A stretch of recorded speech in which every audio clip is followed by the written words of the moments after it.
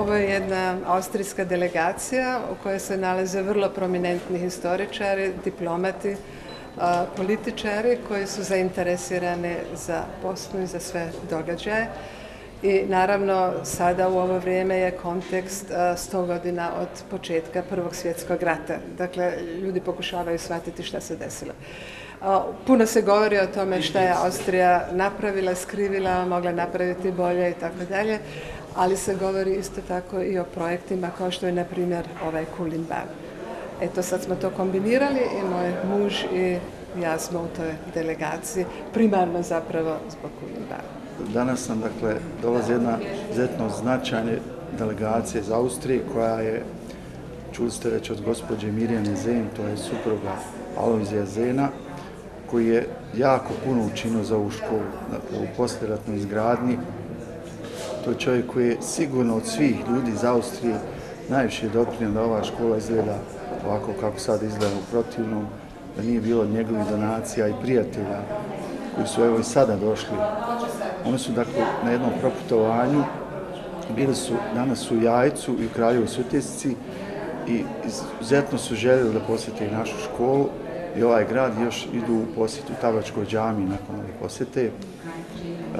Među ovim ljudima čuli se da su izuzetno bitni ljudi u oblasti kulture Republike Austrije i među njima se nalaze i mnogi potencijalni donatori, odnosno imaju jako puno svojih prijatelja koji će sigurno, imamo informacije preko Cimika, koji su dolazili već 2 dana prije ove posjete, najavili su da je velika mogućnost, dakle, da u narednoj ili ovoj godini već započnu projekti kojima ćemo nastojati sve one nedovršene projekte u ovoj školi završiti.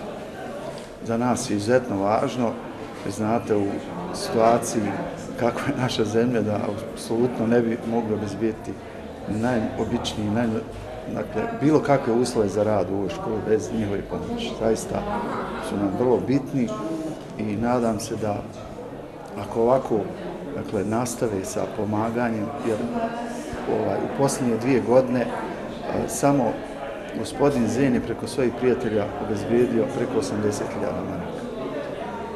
Dakle, u novcu plus u ostalim stvarima za školu u nekim priručnim sredstvima, tako da bez pomoći austrijskih prijatelja zaista teško da bi mogla ova škola funkcionirati. Ich war schon früher in Bosnien, aber ich war dienstlich, das erste Mal dienstlich 2006. Već ranije sam bivao u Bosni, ali službeno 2006. prvi put. Die damalige Bundesministerin für Bildung, Wissenschaft und Kultur hat an der Universität Sarajevo ein österreichisches Büro für Bildung, Wissenschaft und Kultur, um die Zusammenarbeit mit Österreich und Bosnien-Herzegowina zu stärken, eingerichtet.